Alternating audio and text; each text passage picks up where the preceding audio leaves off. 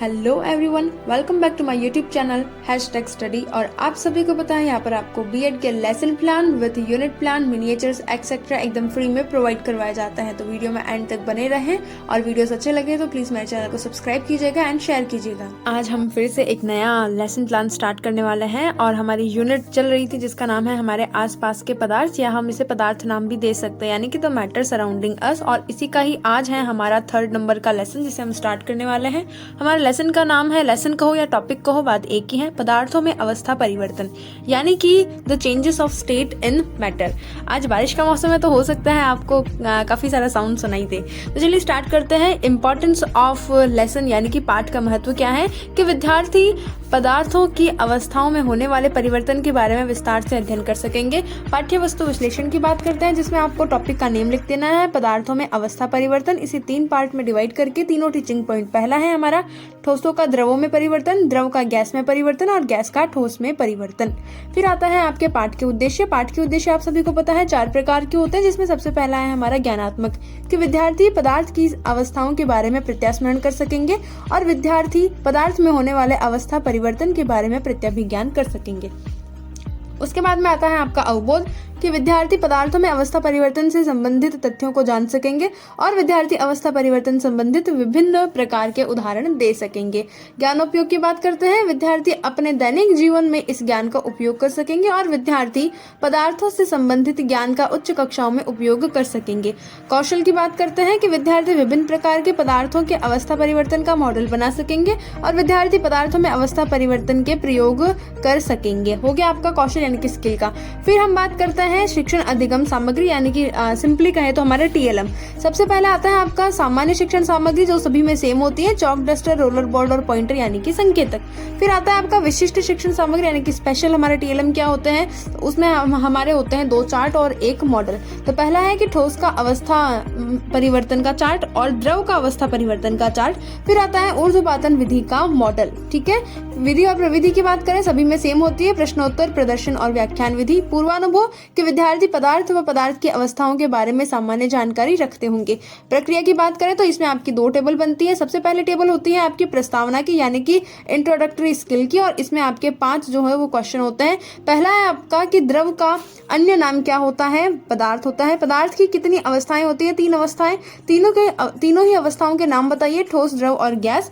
और ठोस पदार्थ का द्रव अवस्था में बदलना क्या कहलाता है, अवस्था परिवर्तन। अवस्था परिवर्तन के होने पर ताप का क्या प्रभाव पड़ता है, तो ये हो जाता है आपका आंशिक उत्तर। फिर हम कहेंगे उद्देश्य कथन, कि विद्यार्थियों आज हम पदार्थों में अवस्था परिवर्तन के बारे में विस्तार से अध्ययन करेंगे। इसी के साथ ही अगर आपको वीडियो ब्लर दिख रहा है तो आप क्या कर सकते हैं, YouTube की सेटिंग्स में जाकर के क्वालिटी उसे हाई कर लीजिए, आपको एकदम क्लियर दिखाई देगा। फिर आपकी बी टेबल आती है प्रक्रियात्मक व्यूह रचना की। सिंपली आपको टेबल बना लेनी है। पहला आपका टीचिंग पॉइंट होता है ठोस का द्रव में परिवर्तन, यानी कि हमारा जो सॉलिड होता है वो लिक्विड में चेंज होता है। विकासात्मक प्रश्न, डेवलपिंग क्वेश्चन की बात करते हैं कि वर्षा के समय गिरने वाले ओले कैसे पदार्थ होते हैं, ठोस पदार्थ होते हैं। ओले के गलने से कौन सा पदार्थ बन जाता है, द्रव बन जाता है यानी कि जल। और ठोस का द्रव अवस्था में परिवर्तन होने पर क्या प्रभाव दिखाई देते हैं या दिखते हैं, ये हो जाता है आपका आंशिक उत्तर। फिर आता है छात्राध्यापी का कथन, कि हम जानते हैं ठोस में कण एक दूसरे के अत्यधिक निकट होते हैं, किंतु ठोस का तापमान बढ़ाने पर उसके कणों की गतिज ऊर्जा बढ़ जाती है और इसी के कारण कण अधिक तेजी से कंपन करने लगते हैं और तत्पश्चात कण अपने नियत स्थान को छोड़ करके अधिक स्वतंत्र होकर गति करने लगते हैं। एक स्थिति ऐसी आती है जब ठोस पिघल करके द्रव में परिवर्तित हो जाता है और जिस न्यूनतम ताप पर ठोस पिघल करके द्रव बन जाता है वह उसका गलनांक यानी कि मेल्टिंग पॉइंट कहलाता है। बर्फ का जो गलनांक होता है वो होता है आपका 273.15 के का मतलब होता है यहाँ पर केल्विन। फिर हम कहेंगे आपका विद्यार्थी क्रिया, की विद्यार्थी ध्यानपूर्वक सुनते हैं, समझते हैं तथा अपनी नोटबुक में नोट करते हैं। ये सभी में आपका सेम होता है। फिर आता है आपका टीएलएम की बारी, यानी कि आपके जो मिनिएचर्स हैं उसकी बारी। तो यहाँ पर ब्लैक बोर्ड समरी की हम बात करें तो ब्लैक बोर्ड समरी में आपको क्या करना है, गलनांक की परिभाषा लिख देनी है, वही न्यूनतम ताप वाली। फिर आता है आपका मिनिएचर आपका छात्राध्यापी का कथन की इस लाइन पर पेस्ट हो जाता है। देन आता है आपका बोध प्रश्न आपके 2 हैं कि के का क्या मतलब होता है, केल्विन होता है। और ठोसों में कण अत्यधिक खाली स्थान होते हैं, क्या होते हैं, अत्यधिक निकट होते हैं। फिर हम बात करेंगे आपके दूसरे टीचिंग पॉइंट की जिसका नाम है द्रव का गैस में परिवर्तन, यानी कि जो आपका लिक्विड होता है वो गैस में चेंज होता है। विकासात्मक प्रश्न, डेवलपिंग क्वेश्चन की बात करते हैं कि बर्फ किस पदार्थ की श्रेणी में आता है, ठोस में। ठोस का तापमान बढ़ाने पर वह किस में परिवर्तित हो जाता है? द्रव में। द्रव का गैस में परिवर्तन किस प्रकार होता है? यह हो जाता है आपका आंशिक उत्तर। फिर हम कहेंगे छात्राध्यापिका कथन, बच्चों को देना है लंबा सा लेक्चर, जिसमें आप क्या कहेंगे कि जब जल यानी कि द्रव में ऊष्मीय ऊर्जा देते हैं तो कण अधिक तेजी से गति करते हैं और एक निश्चित तापमान पर पहुंचकर कणों में इतनी ऊर्जा आ जाती है कि वे परस्पर आकर्षण बल को तोड़ करके स्वतंत्र हो जाते हैं। इस तापमान पर द्रव गैस में बदलना शुरू हो जाता है और वायुमंडलीय दाब पर वह तापमान जिस पर द्रव उबलने लगता है उसे हम क्वथनांक बिंदु कहते हैं या क्वथनांक कहते हैं, यानी कि आपका बॉइलिंग पॉइंट। फिर आता है कि जल के लिए यह जो तापमान होता है वो कितना होता है? 373 केल्विन। और इसमें हम क्या करेंगे, ये काउंट कैसे होता है आपका? 273 केल्विन का होता है प्लस 100 डिग्री सेल्सियस होता है, तो उस हिसाब से टोटल मिलकर के आपका 373 केल्विन। विद्यार्थी क्रिया क्या होती है? विद्यार्थी ध्यानपूर्वक सुनते हैं तथा समझते हैं, यहाँ पर क्लियर हो जाएगी। और यहाँ पर ब्लैक बोर्ड समरी वही आपको क्वथनांक की परिभाषा लिखनी है, आप देख लीजिएगा। व्हाइट मिनिएचर की बात करें तो वही आपका छात्राध्यापिका कथन के लाइन पर पेस्ट होना है और यहाँ पर ये रहा आपका मिनिएचर। फिर हम बात करेंगे बोध प्रश्न की कि कणों के मध्य आकर्षण बल टूटने पर क्या परिवर्तन होता है? अवस्था परिवर्तन। तापमान बढ़ाने पर कणों पर क्या प्रभाव दिखता है? कणों की गतिज ऊर्जा बढ़ जाती है। फिर आता है आपका यानी कि तीसरा टीचिंग पॉइंट, जिसका है कि गैस का ठोस में परिवर्तन, यानी कि जो आपकी गैस होती है वो सॉलिड में कैसे कन्वर्ट होती है। तो विकासात्मक प्रश्न की बात करें, ठोस अवस्था में बर्फ को गर्म करने पर वह किस में बदल जाता है? द्रव में। द्रव अवस्था में जल को अधिक गर्म करने पर वह जल किस में बदल जाता है? गैस अवस्था में, यानी कि वाष्प में, भाप बन जाता है।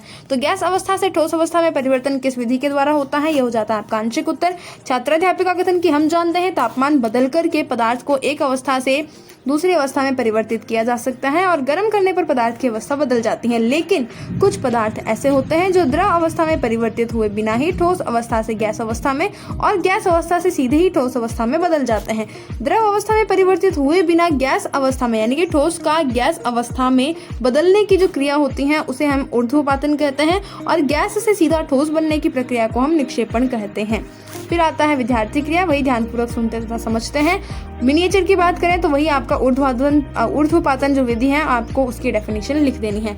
मिनिएचर, व्हाइट मिनिएचर की बात करें तो वो आपका यहाँ पर पेस्ट हो जाएगा छात्राध्यापिका कथन की लाइन पर और ये रहा आपका व्हाइट मिनिएचर। फिर हम बात करते हैं बोध प्रश्न की कि क्या बदलकर पदार्थ को एक अवस्था से दूसरी अवस्था में परिवर्तित किया जा सकता है? तापमान बदलकर। गैस से सीधे ही ठोस अवस्था में बदलने की प्रक्रिया क्या कहलाती है? निक्षेपण कहलाती है। पुनरावृत्ति प्रश्न 5 हम लेते हैं हमेशा कि केल्विन का प्रतीक चिन्ह बताइए। गलनांक किसे कहते हैं? जल कौन सी अवस्था होती है और जल वाष्प पदार्थ की कौन सी अवस्था होती है? डिग्री सेल्सियस का क्या तात्पर्य होता है? मूल्यांकन प्रश्न भी हम 5 ही लेते हैं। बर्फ का गलनांक होता है, उसमें आपको ऑप्शंस दे देने हैं। जल का क्वथनांक होता है, इसमें भी आपको ऑप्शन दे देने हैं। वह तापमान जिस पर द्रव उबलने लगता है खालिस्तान कहलाता है और ठोस से गैस अवस्था में परिवर्तन खालिस्तान विधि के द्वारा होता है। ऊर्ध्वपातन के विपरीत निक्षेपण होती है, यह कथन सत्य है या असत्य? तो यह कथन एकदम सत्य है। फिर आता है होमवर्क वाला क्वेश्चन, होम असाइनमेंट की अवस्था परिवर्तन से आपका क्या तात्पर्य है? किन्हीं दो प्रकार की अवस्थाओं से अवस्था परिवर्तन का वर्णन कीजिए।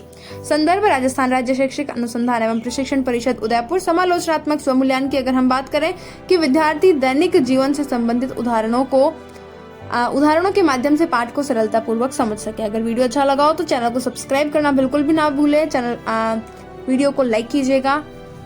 मिलते हैं अगले और वीडियो में, तब तक के लिए थैंक यू।